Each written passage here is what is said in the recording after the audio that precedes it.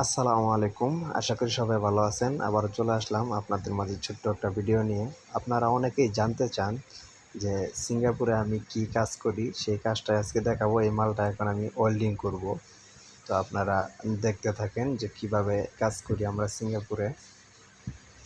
দেখেন machine on করা আছে পিছনে। এখন আমি এটা শুধু ঝালাই করব, আপনারা দেখতে থাকেন।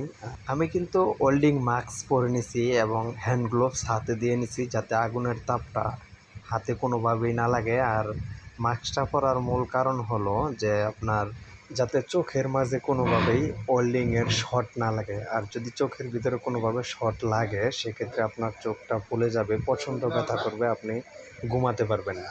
আমার ফার্স্ট রাউন্ড মারা শেষ, তারপর দেখেন কেমন ওয়েল্ডিং হয়েছে। এটা প্রথম, আবার দ্বিতীয় ধাপ এখন ওয়েল্ডিং করব।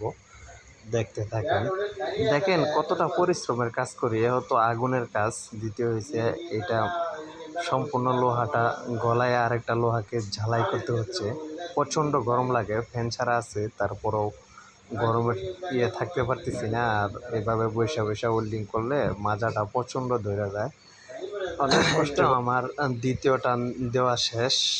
দেখেন এখন ময়লাটা একটু পরিষ্কার করে নেই, তারপর আপনাদের এখন দেখাবো যে দ্বিতীয়বার টান দেওয়ার পরে ওয়েল্ডিংটা কেমন হইলো।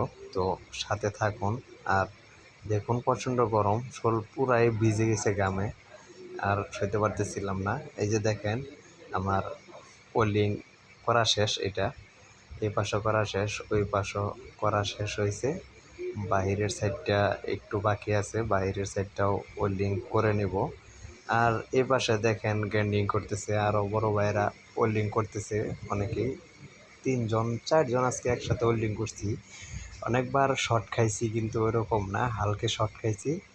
যাই হোক, ওইটা ব্যাপার না, হালকা পাতলা ওইরকম ব্যাপার না। যদি আপনি প্রচণ্ড পরিমাণে শর্ট খান সেক্ষেত্রে প্রচণ্ড চোখ জ্বালা পোড়া করবে, আপনি ঘুমাতে পারবেন না, চোখটা ফুলে যাবে, পুরো চোখ লাল টুকটকা হয়ে যাবে। দেখেন এই যে এটা ওয়েল্ডিং মেশিন, দেখেন কিভাবে কয়েলটা ঘুরতেছে আর এই জায়গায় জ্বালাই করা হচ্ছে। এখন দেখেন সব ওয়েল্ডিং করার পরে, গ্রাইন্ডিং করার পরে মালটা ফাইনাল লুকটা কেমন হলো। এখন সব কাজ শেষ, এটার একদমই ফাইনাল। দেখেন কত সুন্দর দেখাচ্ছে ওয়েল্ডিংগুলা। তো আপনাদেরকে বলতে চাই, আপনারা যারা সিঙ্গাপুরে আসতে চান, প্রচণ্ড পরিমাণের পরিশ্রম করার মন মানসিকতা নিয়ে যদি আসতে পারেন তাহলে আসবেন, না হলে ভাই আসার দরকার নেই। সিঙ্গাপুরে ভাই প্রচুর পরিমাণের পরিশ্রম করতে হবে আপনাকে। যাই হোক, অনেক কথা বললাম। ভিডিওটা যদি ভালো লাগে অবশ্যই শেয়ার করবেন। আর সিঙ্গাপুরের এমন সুন্দর সুন্দর আরও ভিডিও পেতে আমাদের এই পেজটি ফলো করে পাশে থাকেন। ইনশাল্লাহ দেখা হবে পরবর্তী কোনো ভিডিওতে। সেই পর্যন্ত ভালো থাকুন, সুস্থ থাকুন। আসসালামু আলাইকুম।